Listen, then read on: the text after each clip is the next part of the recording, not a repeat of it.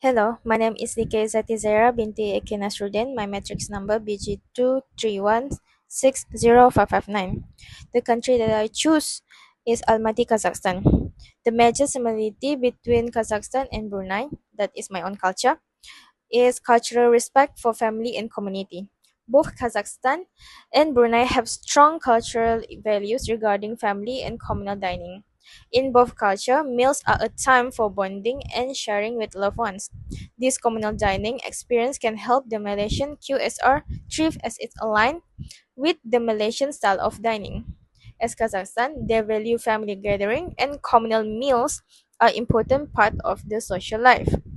Meanwhile, in Brunei, they value family-centered meals, especially during celebration and religious holidays, like makan-makan. This similarity is key in adopting a communal dining strategy for the Malaysian QSR, where large serving encourage social interaction. The difference between Kazakhstan and Brunei is dietary preferences and food culture. Kazakhstan cuisine is heavily influenced by its nomadic traditions and focus on meat-heavy dishes such as bursak, that is boiled meat with pasta, and shashlik, grilled skewers, horse meat, and fermented dairy products like kumis are staples in Kazakh cuisine. In contrast, Bruneian adhere strictly to halal food, avoiding pork and favoring rice, fish, chicken, and beef with milder flavors. The Malaysian QSR would need to adjust its menu to local taste, considering Kazakhstan preferences for richer meat option and stronger flavor. Yes, there's a lot of halal food in Kazakhstan as the majority 70 to 80% is Muslim, but there's a lot of restaurant that makes halal and non-halal food in same place. This could make some of people feel anxious, or in Islam I call it shubaha with the food, especially travelers. I think the main challenge for this particular type of Malaysian QSR to succeed in the market is cultural food preference. Uh, It is because to adapting the menu to meet the local taste and preference, especially in terms of spice levels and meat options. Kazakhstan cuisine favors hearty meat-based dishes like bersbarmak and shashlik, which are much richer in flavor compared to the milder Malaysian dishes like nasi lemak and nasi goreng. Furthermore, the Kazakhs diet includes horse meat and fermented dairy products, which are uncommon in Malaysian cuisine.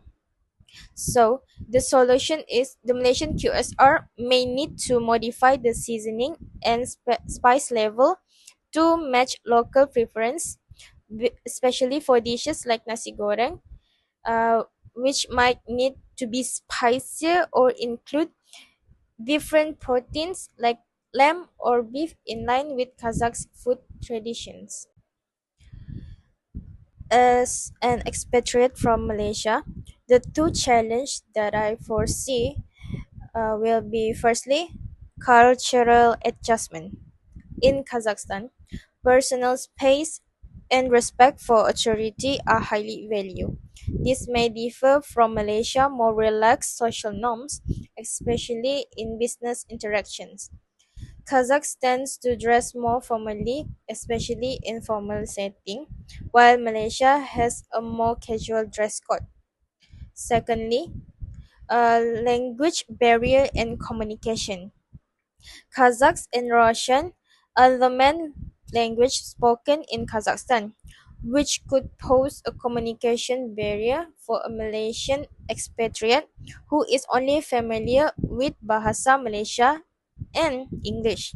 This might make it harder to communicate with the locals and train staff effectively, especially if local employees are more comfortable in Kazakh or Russian. So the solution, the expatriate should focus on learning basic Kazakhs or Russian phrases, and emphasize the importance of cross-cultural training to smooth communication gaps.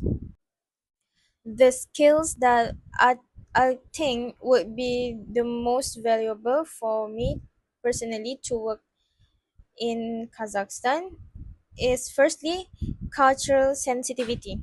I need to understand and respect Kazakh culture norms like greeting with a firm handshakes or addressing people formally with titles will help build rapport and trust with the locals.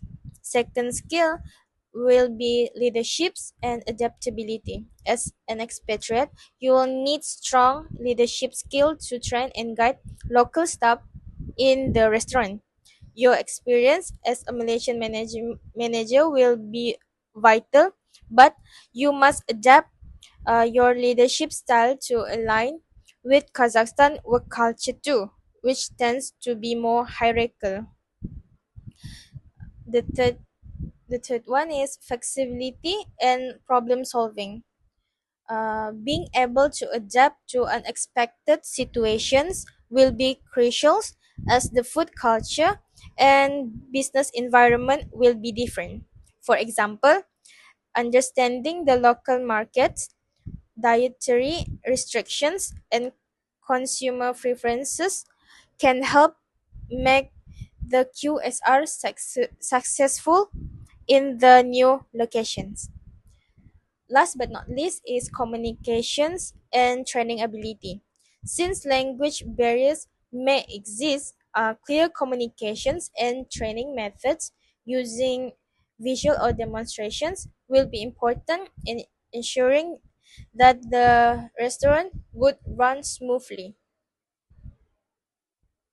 That's all from me. Thank you.